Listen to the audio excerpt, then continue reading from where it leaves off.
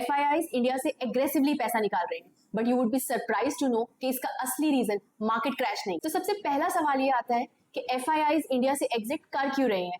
अगर इंडिया के फंडामेंटल्स की बात करें तो इंडिया फास्टेस्ट ग्रोइंग इकोनॉमी है, पॉलिटिकल स्टेबिलिटी है, लीडरशिप स्ट्रांग है और long term growth story intact है। तो फिर FIIs इतना एग्रेसिवली इंडिया से अपना पैसा बाहर लेकर जा क्यों रहे हैं, इसका असली रीजन मैं आपको समझाती हूँ। देखो, FIIs जब इंडिया में पैसा इन्वेस्ट करते हैं तो वो अपने USD को INR में कन्वर्ट करते हैं, और जब एग्जिट करते हैं तो INR को वापस USD में कन्वर्ट करते हैं। अब करंट सिचुएशन में एक तो ईरान वॉर की वजह से इंडियन मार्केट्स वैसे ही नीचे गिर रहे हैं, और दूसरी तरफ INR भी USD के अगेंस्ट वीक होता जा रहा है। तो इस टाइम अगर FIIs इंडिया में इन्वेस्टेड रहते हैं तो उन्हें डबल लॉस झेलना पड़ेगा, एक तरफ मार्केट के गिरने का और दूसरी तरफ कैपिटल डेप्रिसिएशन का due to receding INR against USD। This is called the double sword effect. अब आप ये भी समझो कि रुपये आखिर इतना वीक होता क्यों जा रहा है।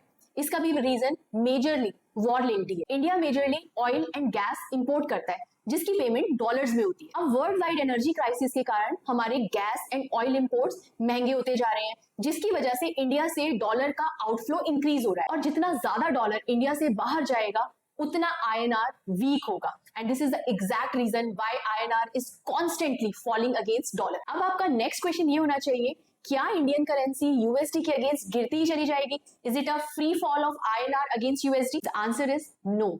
यहाँ एंट्री होती है RBI की, the game changer. Indian banks USD की हेवी लॉन्ग पोजीशंस लेकर बैठे थे, and now to control the current situation of receding INR, RBI has asked these banks to cut these long positions। इसका मतलब अब बैंक्स को dollar बेचना पड़ेगा, जिससे मार्केट में डॉलर की सप्लाई बढ़ेगी, INR को सपोर्ट मिलेगा और इंडियन करेंसी फर्दर गिरना स्लो हो जाएगा या रिवर्स भी हो सकता है। So in nutshell, this RBI move should help control further fall of INR against USD, और in other words should help INR rise against USD। 30 मार्च को एक्चुअली यही गेम चल रहा था।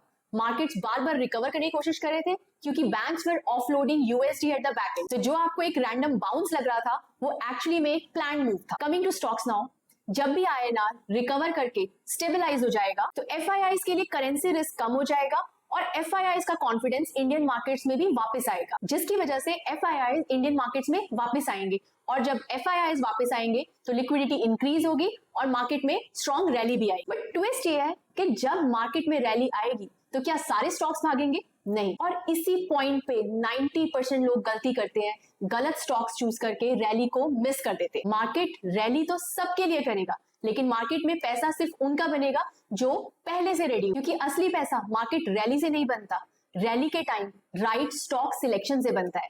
और यही है सबसे important skill, right stock selection. Right time पे ऐसे स्टॉक्स में एंट्री करना which will rise and explode sharply once the market rally starts. और इस चैनल पे हम उन स्टॉक्स को जरूर डिस्कस करेंगे जो नेक्स्ट रैली के लीडर्स बन सकते हैं, क्योंकि अपॉर्चुनिटीज बार बार तो नहीं आती। तो अगर आप नेक्स्ट रैली मिस नहीं करना चाहते तो stay connected and stay informed.